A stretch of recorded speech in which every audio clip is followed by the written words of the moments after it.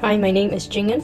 For this presentation, our group has chosen Genting Berhad as the monopoly that should be broken up and TNB the Naga National Berhad as the monopoly that should remain as a monopoly. Our conclusions were decided based on marginal analysis which recommended these decisions. Firstly, let's talk about Genting Berhad. Genting Berhad owns Malaysia's only casino, making it a monopoly in the gambling industry. The casino operates with the support and authorization of the Malaysian government. It is a government-regulated monopoly and holds the exclusive license to operate, which is the barrier to entry for any potential competitors. So why should we break this casino monopoly? Genting's focus, as a typical monopoly, is profit maximization, so it restricts its output level to where marginal revenue equals marginal cost. Operating at this quantity enables them to generate supernormal profits, but this leads to a deadweight loss due to inefficient allocation of resources. The graph illustrates this, where point A represents MR equals to MC, and point B indicates the monopoly price, P1. The supernormal profit is the blue shaded area, while the green shaded area represents deadweight loss.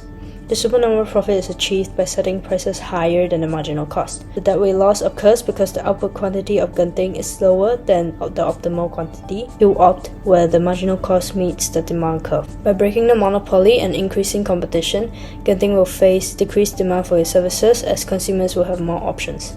This change will shift the demand and the marginal revenue curve, the blue lines, until the demand curve is tangent to the average total cost curve, where only normal profits are earned.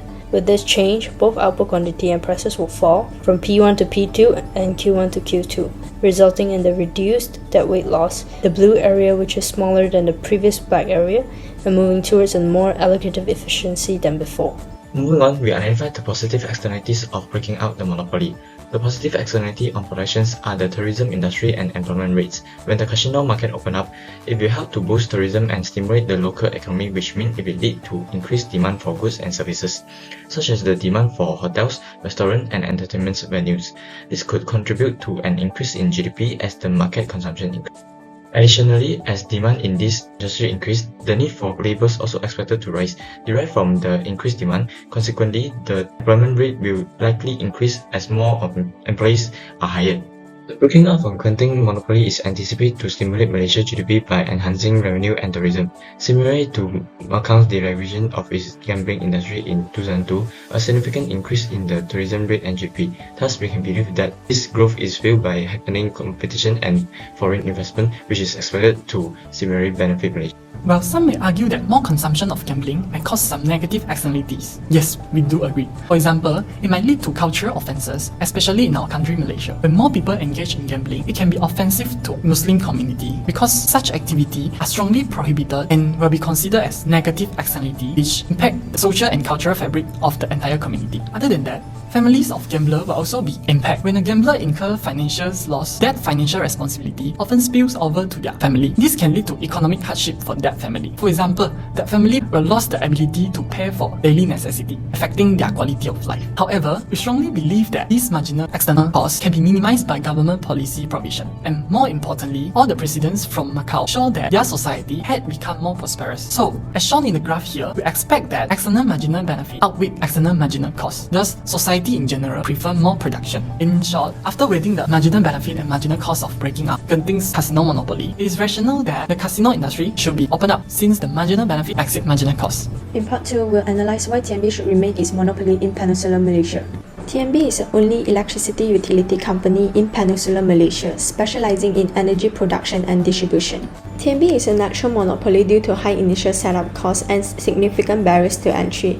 Its economies of scale shows that large-scale production could lower average costs, highlighting that only one efficient player should retain its monopoly in this market. Moving on to advantages, TNB's monopoly enables it to achieve economies of scale. It's the ability to spread the fixed cost over large production of electricity, which reduces average cost and enhances cost efficiency, enable TNB to lower its price, making it affordable for consumers. Even there's no competition, with the lower average cost, TNB continues to innovate and invest in smart grid technologies and adopt new renewable energy, aligning with global sustainable goals. This investment positions TNB as a leader in green energy in ASEAN region, attracting foreign investment that boosts Malaysia's economy. Most importantly, TNB's monopoly prevents price manipulation and supply disruptions which are common in more competitive markets.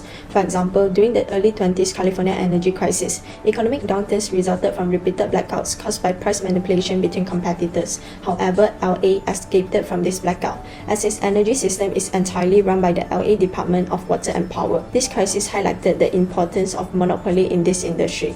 TNB practices third-degree plus discrimination, charging different prices for the same product based on PED to increase revenue and profit. For example, commercial markets face higher prices compared to the residential sector. TNB's marginal cost curve is below the demand curve. At the perfect maximizing output where MC equal MR, production at a point results in allocative inefficiency and deadweight loss as output Q1 is less than the socially optimal output Qopt where demand equals MC. However, as is regulated by the Energy Commission of Malaysia, that enforces a competitive-like operational framework for TNB and oversees tariff settings based on TNB's cost structures and market conditions. This prevents excessive pricing or reduced output and improves allocative efficiency in the monopoly market. TNB's coal electricity production imposes external costs to the society as it causes air pollution and acid rain. This results in a social marginal cost that is greater than PMC due to the additional external marginal cost. It causes a deadweight loss from overproduction with the current output Q1 more than the optimal Qopt. This shows that society in general prefers less production. However, these external costs are expected to be reduced as TNB increases the use of wind and solar in its production. It will reduce deadweight loss and make output more allocatively efficient by moving SMC more closely with PMC. Saudi Electricity Company, a monopoly regulated by the Electricity and Cogeneration Regulatory Authority, ensures the efficient and reliable services at the reasonable prices in Saudi Arabia. Most importantly, it provides a stable electricity supply, supporting economic activities and attracting significant international investment. SEC shows that a well-regulated electricity monopoly can effectively benefit the nation. After weighing the marginal benefits and the marginal costs of TNB's monopoly in Peninsular Malaysia, it is rational to retain its monopoly power since the marginal benefits exceed the marginal cost.